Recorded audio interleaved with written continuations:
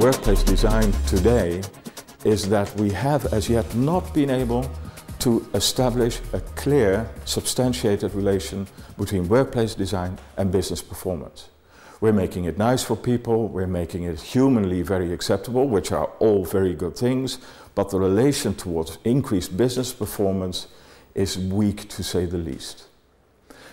And the only way we can surpass that, we can overcome the problem of workplace design vis-à-vis business performance, is by matching workplace design with organizational design.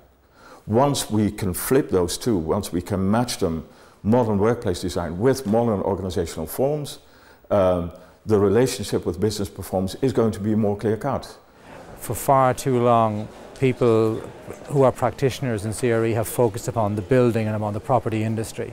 We need to remember that we are just one of the factors of production of the whole business endeavour, and we need to be fully aligned and understanding of what the business needs rather than what the building needs.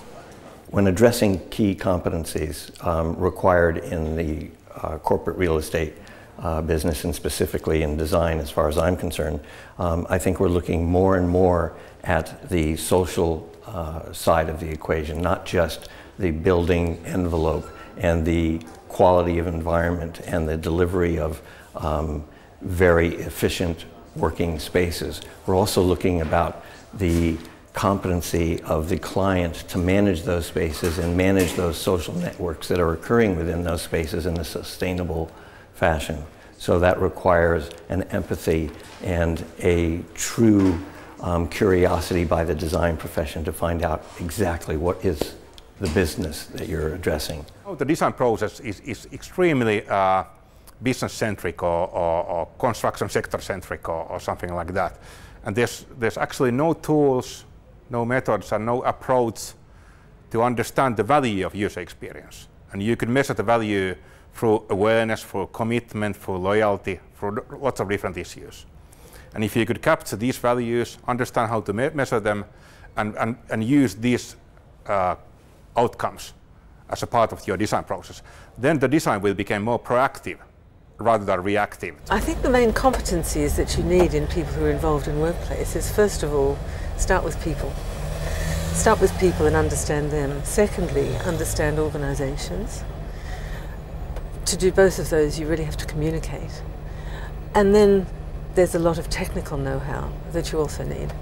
What is it that buildings are made of? How do you actually run them? What's all that stuff that goes on behind the scenes? I think that the key competency of a workplace strategist is the ability to have a holistic view.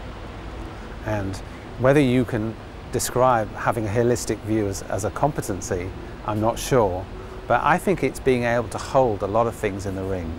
I think a workplace strategist has to have a good grip on the economics of the workplace and the technology of the workplace, but they've also got to understand user behavior within the space.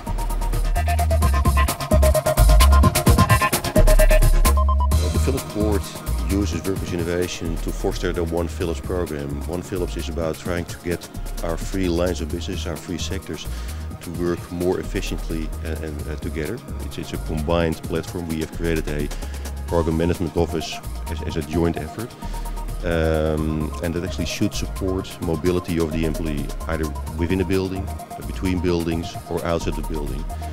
So really overall flexibility and workplace innovation is used as a platform to make it happen. Workplace innovation is not always understood by everybody in the company. I have to say that when we started the program in the early days of 2006, we started at the top level and the engagement was there from day one. Just not to be surprised. But the lower you get into the organization, sometimes the more difficult it gets. But I believe, comparable to any other program, the vast majority of the Philips population is very enthusiastic. But the middle layer, who actually has to change their management style, they really see difficulties. And again, this is very common in other programs. It is pretty difficult to get the middle management engaged in workplace innovation because they are, let's say, sandwiched between the old way of having everybody in the building and have this perception of knowing how people are working and what they're doing. Well, you know, I believe that's a very strong perception. And now actually they have to change themselves, re-engineer themselves into a different way of managing their people. And that takes a fast effort to make that happen.